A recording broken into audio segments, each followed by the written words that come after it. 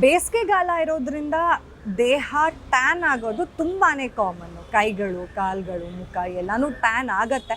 ಹಾಗಾಗಿ ಇದಕ್ಕೊಂದು ಒಳ್ಳೆ ರೆಮಿಡಿ ಹೇಳ್ತೀನಿ, ಮನೇಲೇ ಮಾಡ್ಕೊಳ್ಳುವಂತಹ ರೆಮಿಡಿ.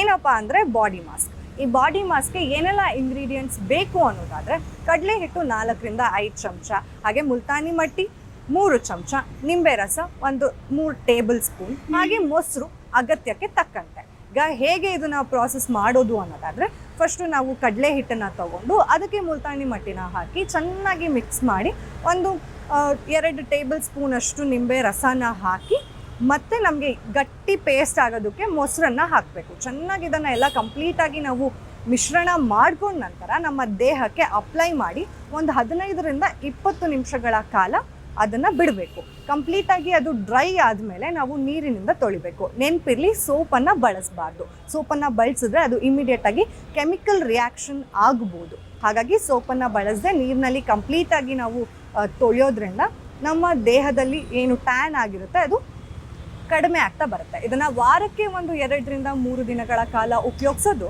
ಒಳ್ಳೆಯದು. ಗ್ಯಾರಂಟಿ ನ್ಯೂಸ್, ಸುದ್ದಿ ಖಚಿತ, ನ್ಯಾಯ ನಿಶ್ಚಿತ.